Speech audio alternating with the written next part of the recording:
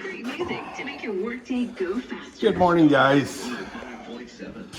Weather-wise, it's really nice. We had rain. I noticed it in the morning. It seemed to rain pretty hard, but kind of stopped. It's the 11th of July, 2025. It is Friday. So I'm going to tell you, I'm in a really, really bad mood. Very bad mood. Can you tell? You know, moods. What are moods, right? There's good moods, happy moods, grumpy moods, bad moods, sad moods. Yeah, moods. And what caused me to be in a grumpy mood first thing in the morning? I mean, basically waking up in a really grumpy mood. Why is that? Well, I have my reasons, or my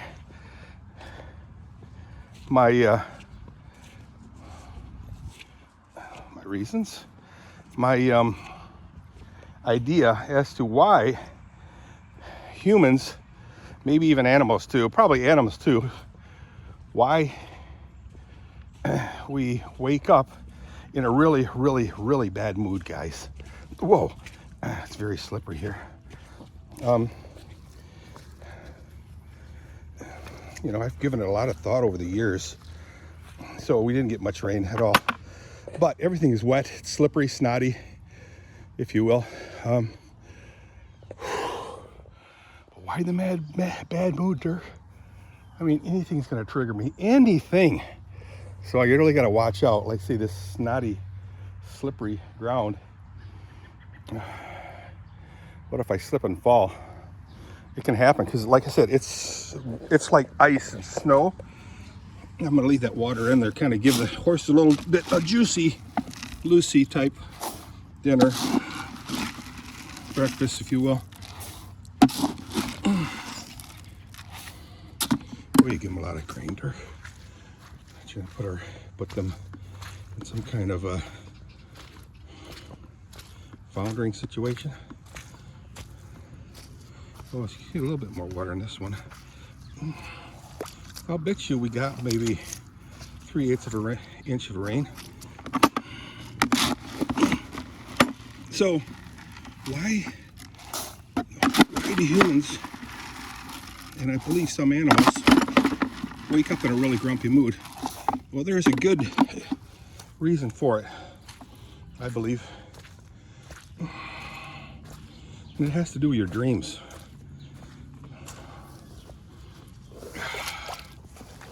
Everybody dreams every time they sleep, get into REM mode, rapid eye movement. You know what I'm talking about.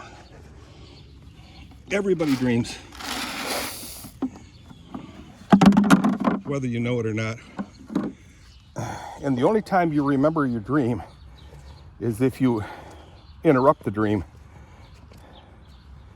during the dream. Well, obviously interrupted it. Then you will remember it. So in other words, every time you get startled for whatever reason, and while you were in the REM part of your sleep, you will remember it. Otherwise, every single dream you will not remember. If you have a full night's sleep, how do you know, Dirk? Hey,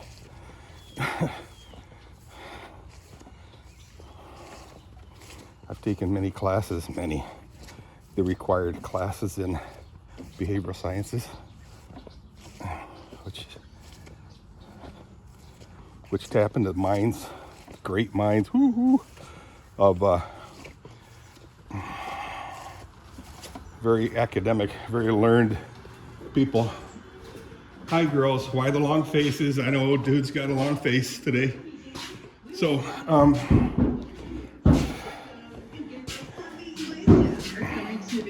so your dreams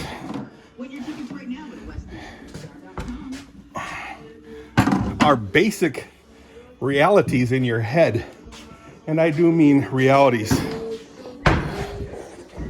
You know, I'd have to draw a picture, seriously, a little illustration on how dreams work and why they are real to the human head, the human brain. Brain's pretty cool.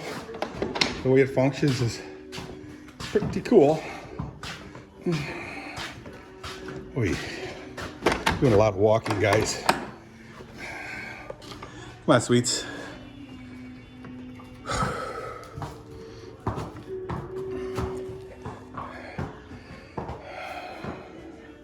Come on, girl.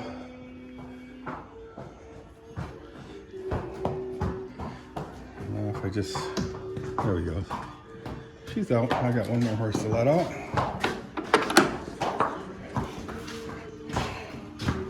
Hi, sweetie. Come on. Lead your family into the paddock, honey, please. Please and thank you.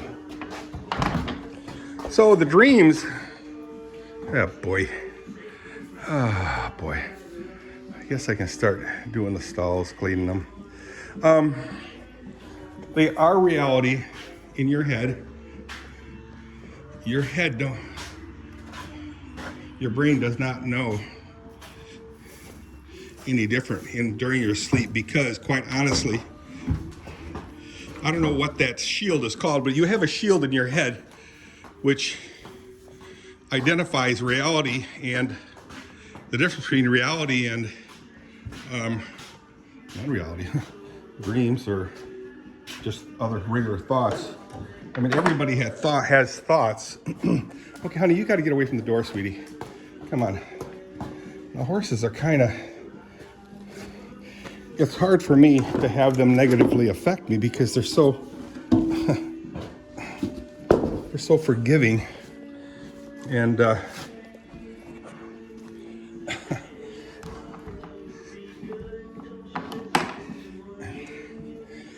and if they have one bad moment, the next second they're 100%. And I'll give you an example of that with a dog. But anyway, so when you're sleeping, your guard, are you really videoing? Your guard is totally down. So anything that your mind is thinking about, your guard is accepting as true reality. Reality, easy for me to say. When your guard is up, when you wake up, then your brain starts saying, there's a shield around your brain that says, that's not real. So don't let that go out to the part of the brain that will react to it.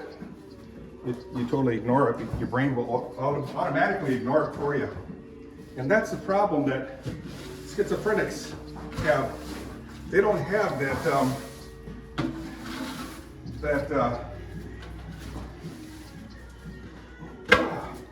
they don't have that filter, if you will, thought filter that says, hey, that's not real, that is. Schizophrenics, everything and anything that comes from your inner core brain, using my own words, guys,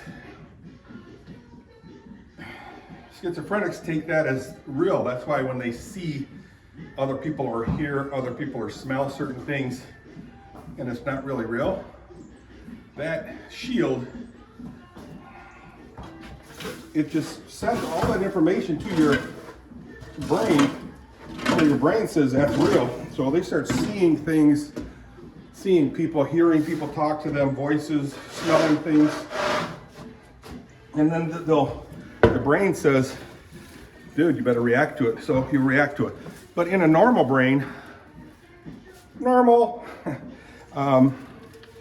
the brain says, that's not even real. Ignore it, don't react to it, don't respond. So that's cool. So that's normal. I believe dogs have the same thing. Anyway, so when you're in your dream and you're experiencing something in your dream that's pretty depressing or angers you or makes you feel happy, makes you feel joyous,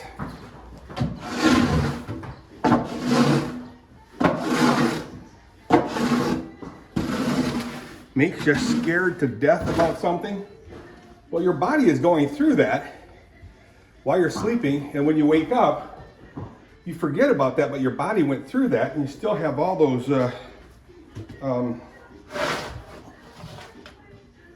feelings buzzing through your head. Now, I'll give a list of people who that does not happen to, who that doesn't have that happen to them. And the list is, I'll start with the first person.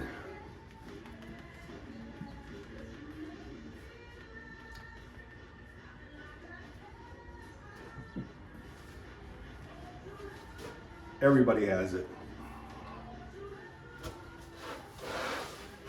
So when somebody says, so-and-so woke up on the wrong side of the bed, well, that's what it is. Now, I mean, in real life, when you're awake, people can irritate you, things can happen, you fall down, ouch, ouch, you know, now you're upset, your whole day is ruined. Your whole day is ruined. You become triggered. I mean, that's totally normal. Stuff like that's happened. Somebody says something pretty rude to you, you know. So I think I had a bad dream, I guess, and I woke up in a really bad mood. I mean, anything can trigger me. So all my life I had to combat it, which I did. You ignore it, ignore those feelings.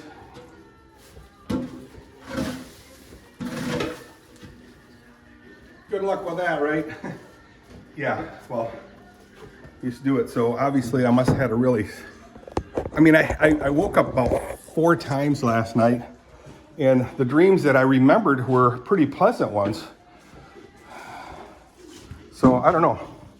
I mean, they weren't super thrilling. They were just, you know, things that were happening, and I can't remember what it was, that you couldn't resolve. Just little stuff like, yesterday I had a dream I was following my brother, and he got way ahead of me from on the highway, and I totally lost him. And I'm thinking, why didn't he slow down, you know, and wait for me? But no, he kept going. And I mean, in that dream, thankfully, I didn't really care, because I had all day. Again, this is a dream, guys, so settle down. Back the truck up. Dirk, you're going crazy. Yeah, right. Anyway, so it didn't bother me at all, because I could have gave a rat's behind. But last night I must have had a really unresolvable dream. And yeah, so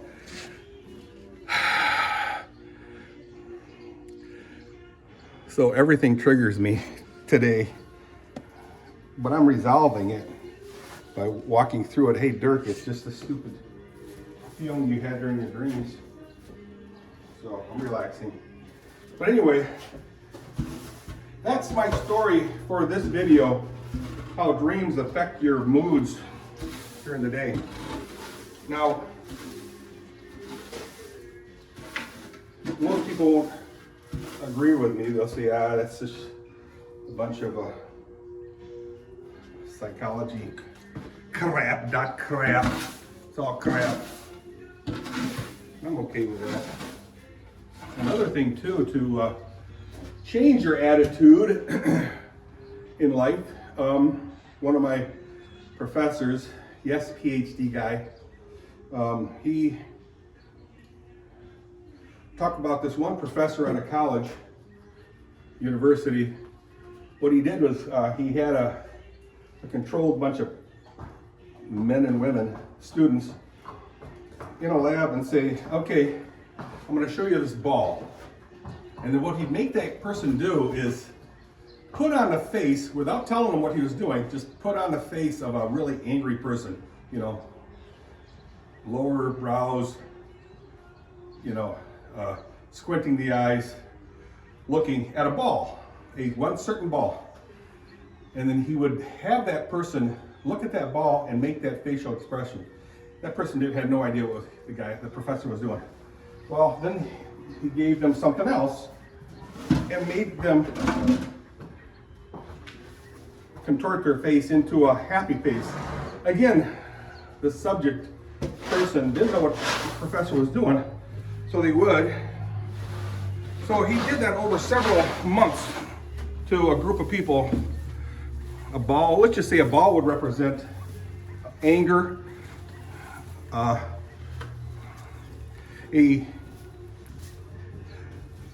globe of the earth would represent being thrilled, and just went on and on, all the emotions. So at the end of the sessions, after a few months of that, we had the class all just write down what their emotions would be if they saw a ball, and they all wrote anger. If they saw a globe, they all wrote happiness, blah, blah, blah, blah. So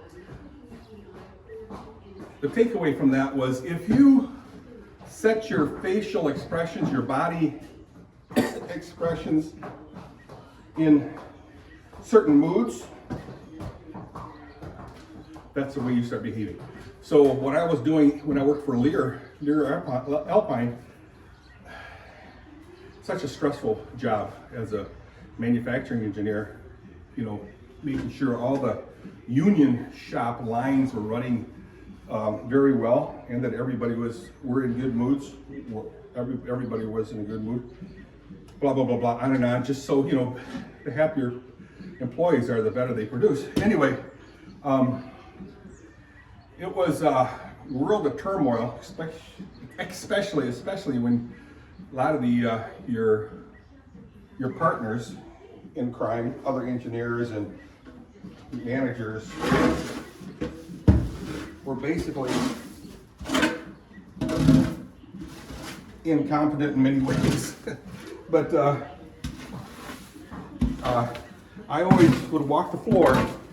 There was an issue, and people say, "Hey, Dirk, how you doing?" I'd say, "Fantastic, fantastic, fantastic." And believe it or not, that really helped me through a lot of stuff. And some of the girls, "Dirk, how's it going?" I said, "Fantastic." Even while they knew, you know, the whole line was down, and I was responsible for maybe 30 people getting paid for not producing product. So they start calling me Mr. Fantastic. I said, "Yeah, I'll take that." But so it works. I mean, yeah, I know there are theological reasons not to be ornery, yada yada yada. We live in a world of sin, and we fall into that all the time. We have bad moods when we really should not have. But that's the end. That happens in this crazy world. So anyway, I'm working on trying to rectify my mood. Oh, wow. I mean, it's not going to be hard because I have really a lot of cool stuff I got to do and think about. So next video will be, what are my plans for today? Oh, what are my plans for the day? And a couple of really cool things happening in my life. All really good. So that'll put me in a good mood. The horses are still not in the paddock, which shouldn't be a problem, but hey, and I did start late. It's like 71, 72, 73, 74 degrees out, so it feels a little muggy because of the rain. I'm starting to sweat.